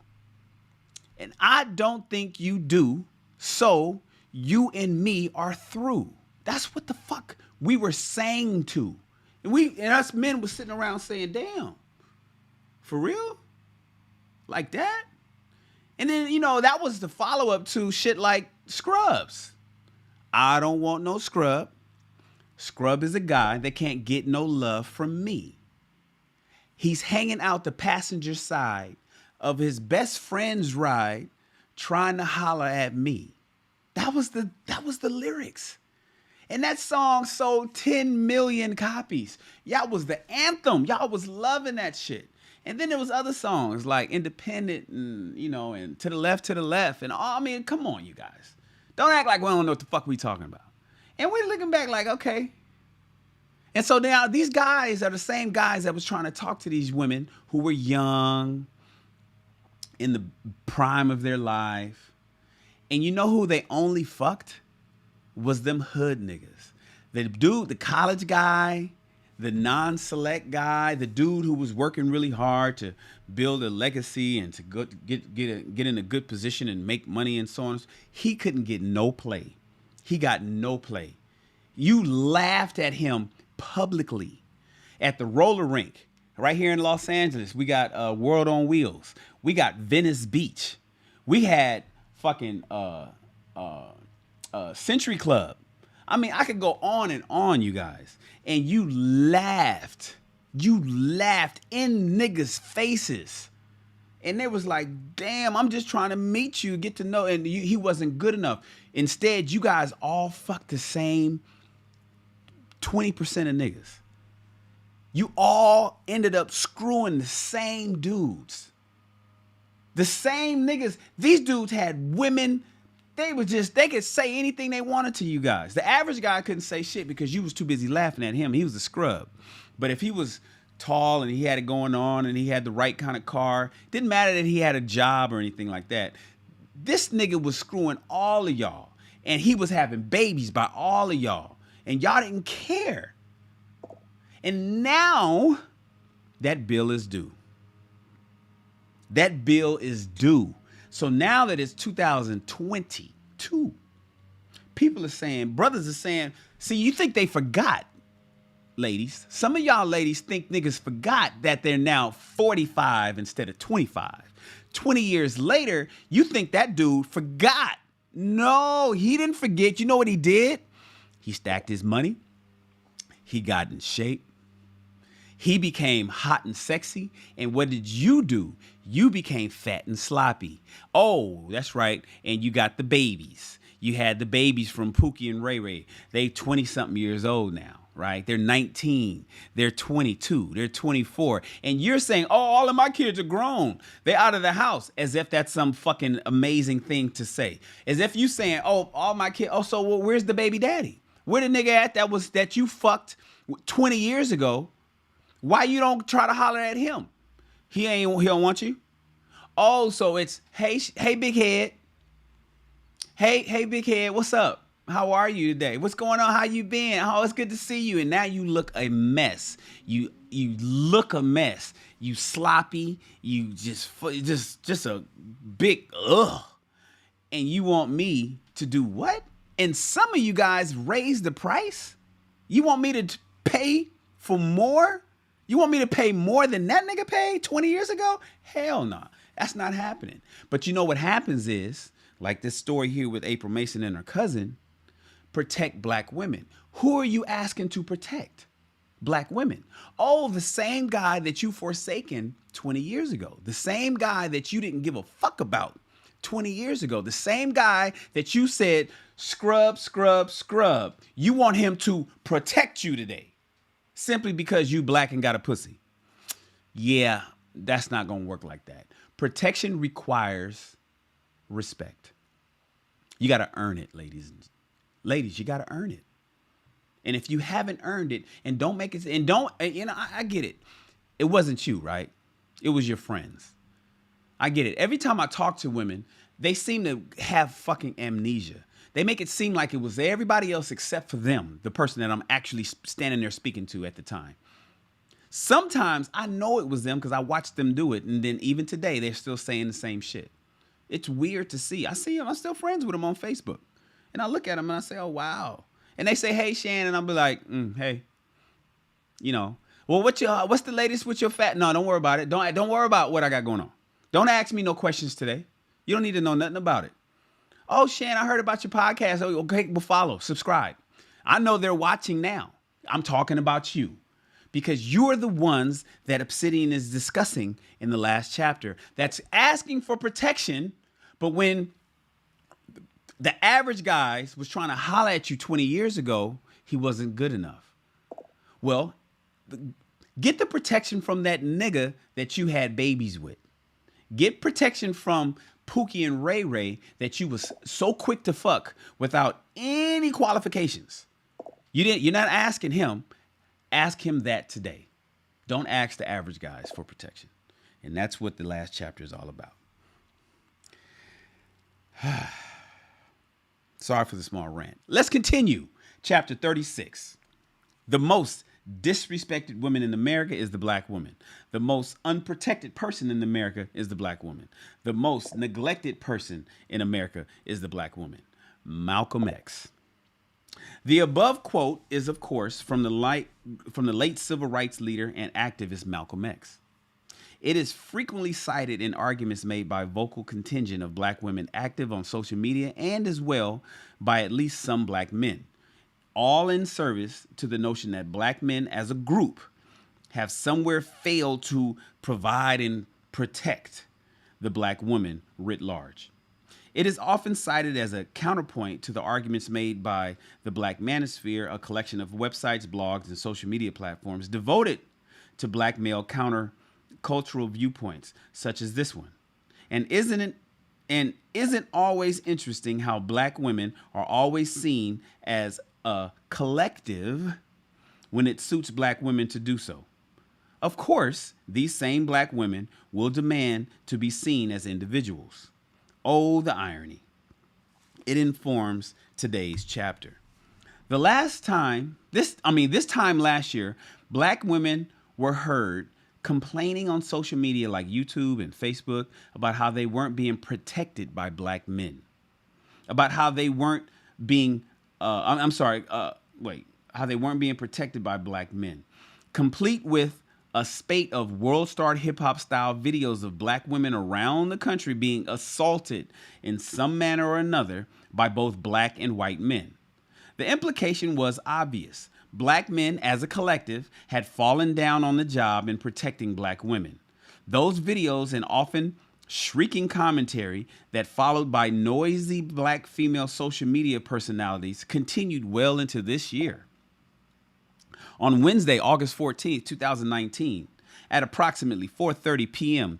Eastern Daylight Time, Philadelphia police officers were attempting to serve a narcotics warrant at a home of one Mr. Maurice Gruff Hill, a 36-year-old black man with a nearly 2 decades long criminal record. that included various gun offenses and drug trafficking and violence. Hill's response to Philly's finest was to spray an estimated 100 rounds from his AR-15 semi-automatic assault rifle into a neighborhood that housed nearly 80 children in the various daycare centers that lined the immediate area. The resulting lockdown imposed by the police meant that those kids couldn't be picked up by their parents for hours. Moreover, the black women in the area were in effect held hostage by a career criminal. A neighbor's door camera showed a black woman walking by Hill's home, and only moments later, shots rang out, narrowly missing the aforementioned lady. An 8-hour standoff between Hill and the Philadelphia Police Department ensued and kept the entire city on edge. After conferring with his lawyer, Mr. Shaka Johnson, Hill finally surrendered to police around midnight without incident. What does a quote by a long dead and famed activist, a bunch of social media videos featuring black women being attacked, and a recent shootout have to do with a dating column aimed at today's black man? Quite a bit, as it would turn out. Read on. What everyone isn't talking about. While everyone will take up various angles on the While everyone will take up various angles on the shootout in North Philly last week, including but limited in any way solely to racism, corrupt, and inept policing, and of course, poverty as a driving engine of crime, what no one in polite society, black or white, will ask is the following two questions. Question number one: what kind of black man is okay with his woman and or his children living in such crime-ridden areas like the Tioga Nicetown section of Philadelphia? And number two, what kind of black woman is okay with partnering with, mating, and reproducing with such a black man? If you, dear reader, dare to pose these questions aloud amongst a group of black Americans, you will be certain to be met with derision and scorn. But the adverse and florid reaction on the part of other black folks only serves to prove the obvious point here. But since this chapter devoted to black men and not black women per se, we will focus our attention on the first question, especially in light of the aforementioned spate of incidents where black women were left unprotected. Fair enough. Whether black women are willing to openly admit it or not, there are huge differences between those black men who can and will protect a black woman. Black men who can, and those who can't and or won't. I am writing this chapter aimed at black men who are clearly in the former camp.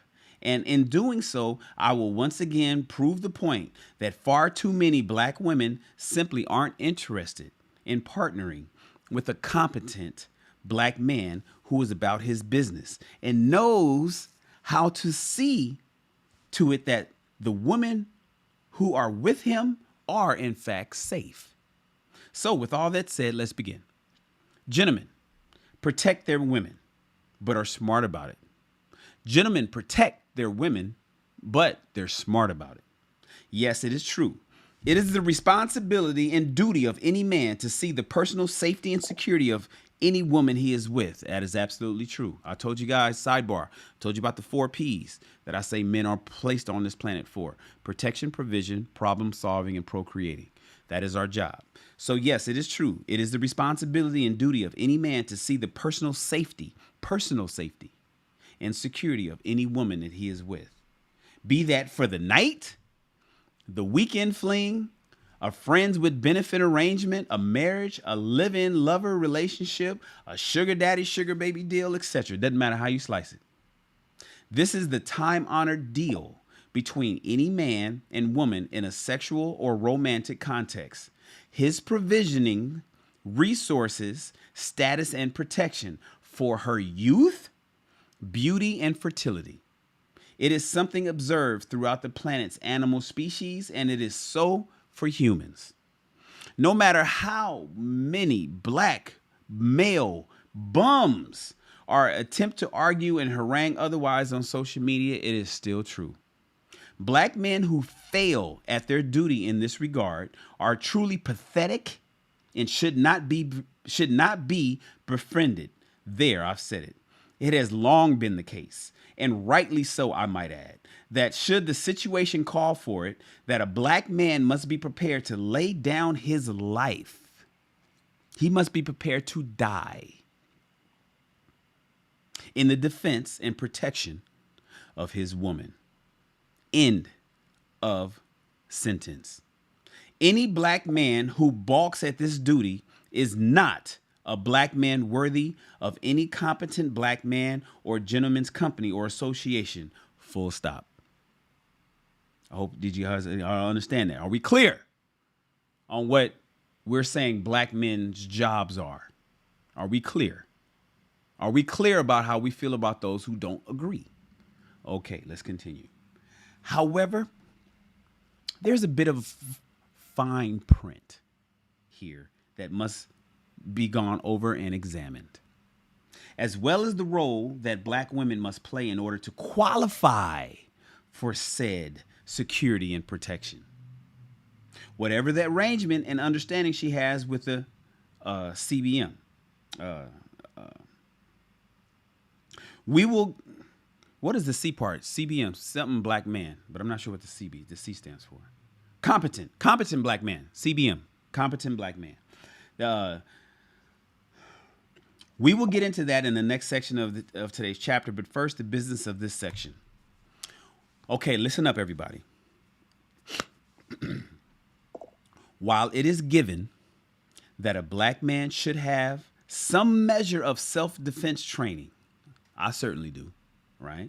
And retain at least some degree of proficiency at it throughout the course of his life, what is often overlooked on these matters is that security and protection of one's woman extend far beyond more close quarters combat.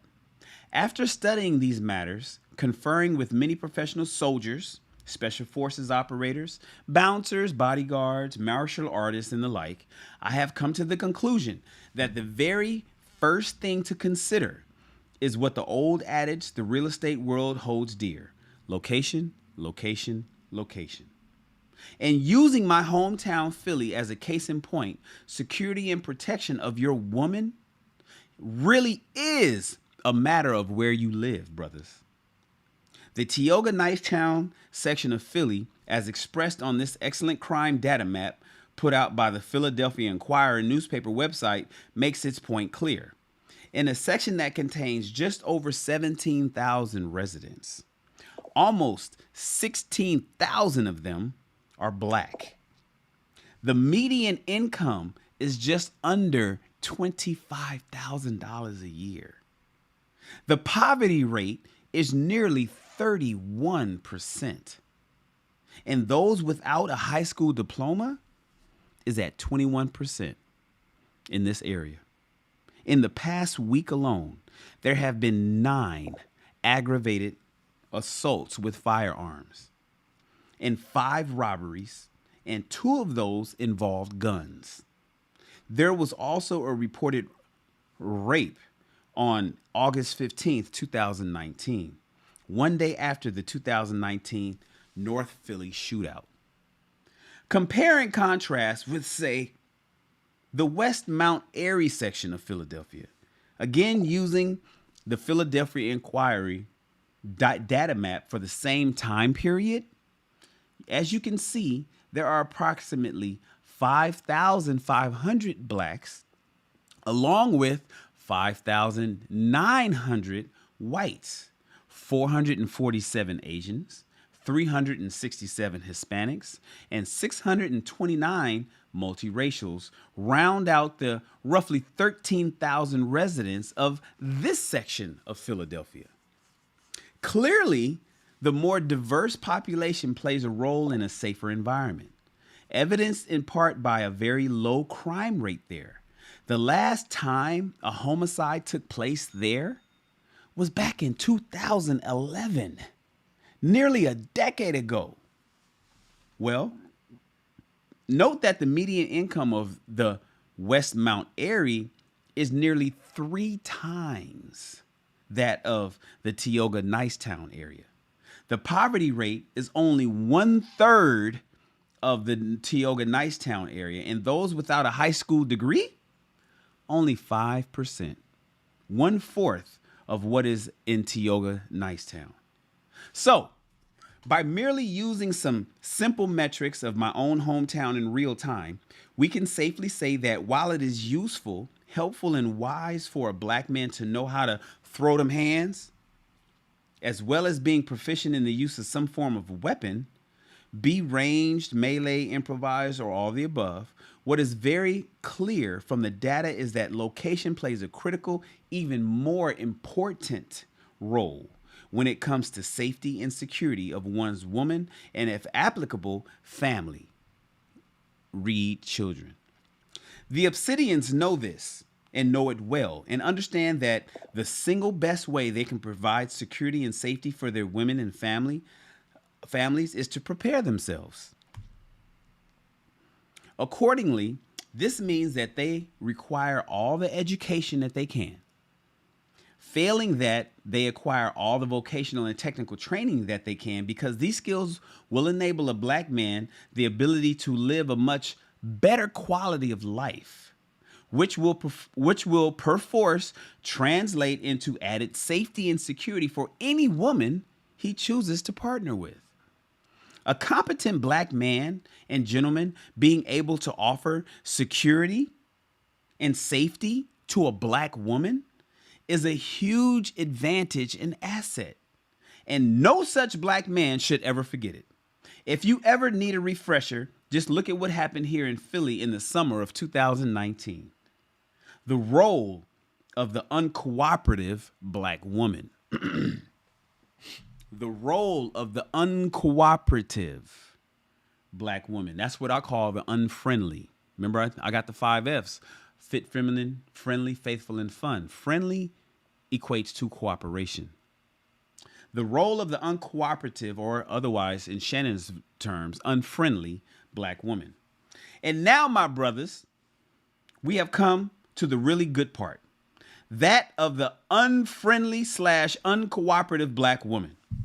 I put it that way as gentlemen. We understand that not all black women are uncooperative, but the evidence clearly shows us that a lot of black women are uncooperative, and they have a powerful role to play in their own safety and security as well.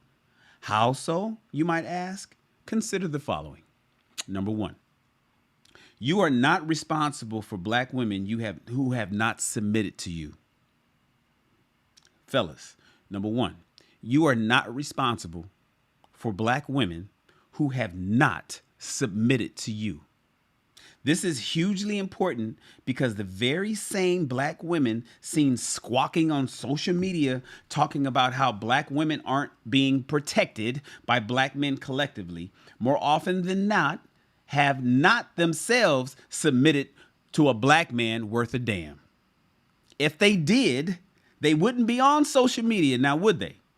Cooperative black women understand that in order to get, you must give.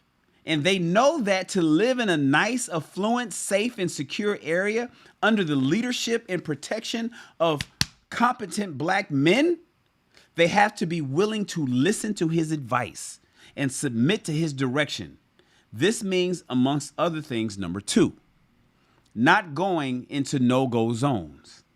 As I have aptly demonstrated above with the interactive Philly crime data map, there are clear and present areas or zones of every city where a competent black man, woman should not be, alone at least. This is true for the daytime and especially at night. Remember that the shootout in North Philly took place in a broad daylight, right at rush hour. A gentleman will arrange its will arrange it such that his woman would not need to venture into these clearly dangerous zones for any reason, unless accompanied by him or a trusted protector.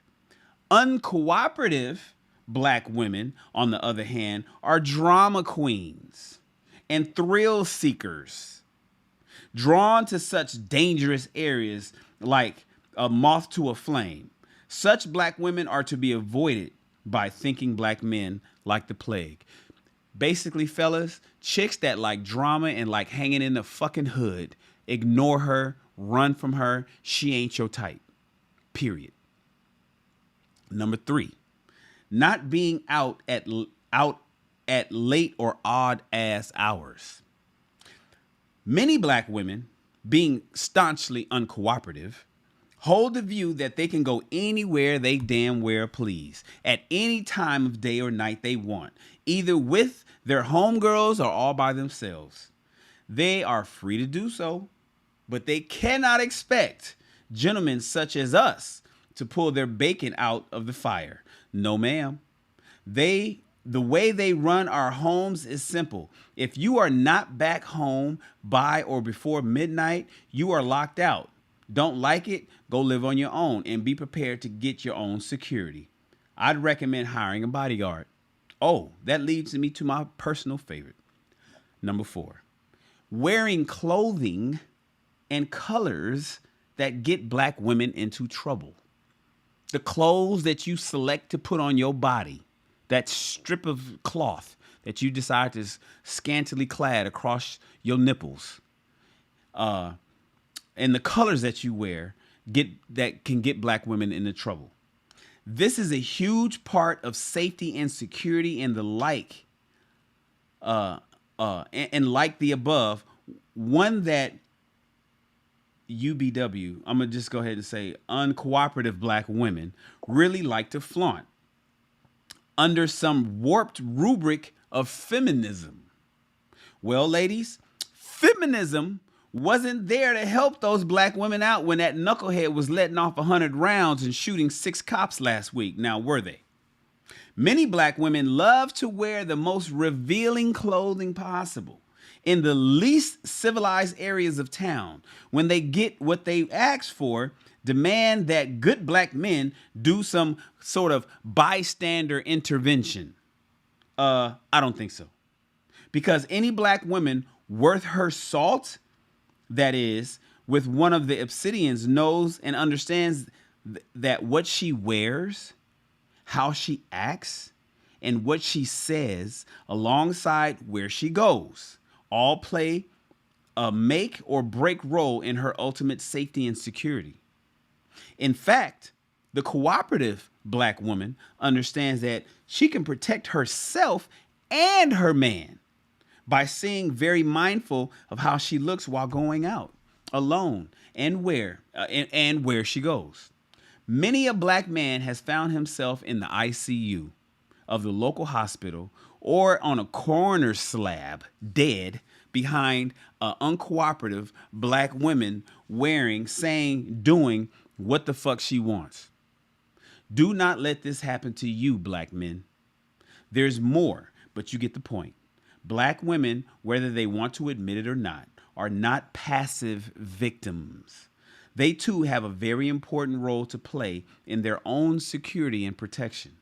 The burning question is, are they willing to submit to good black men in order to get it? Time will tell. And that, my friends, is today's read. Oh shit, we did it under 2 hours. Look at that. I'm excited. Oh, I can't wait for chapter 37. Ladies and gentlemen, we are done for the day. We are done for the day. Are you still there? Igbo, what up? What does he call it? Whole uniforms. He says it's the whole uniforms. Ladies and gentlemen, that is the end of today's read. I got to go because I got some things I got to knock out. I hope that you guys enjoyed reading with us today. I know, ladies, listen, I know this book is hard. I know it's hard for some of you to hear it. I know that you're like, damn. Hopefully you're reflecting on your own life as you hear some of the shit that I say.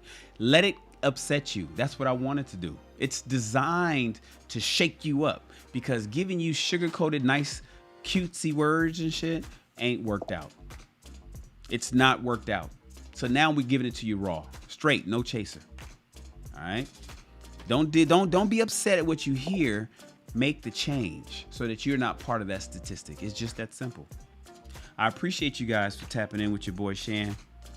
I appreciate you. Let's go ahead and do the contest winner.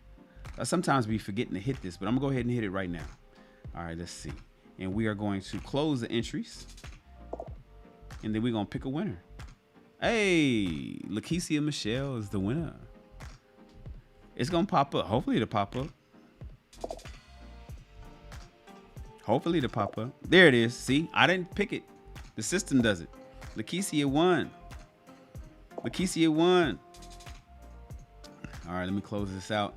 Ladies and gentlemen, please subscribe to the channel, like this video, and join the army.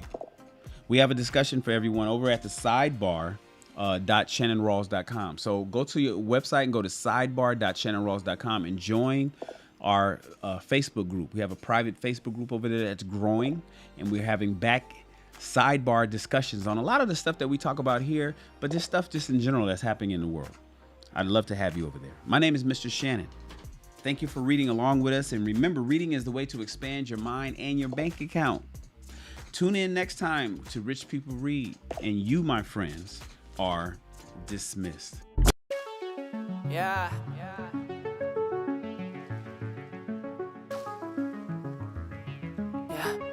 Escucha.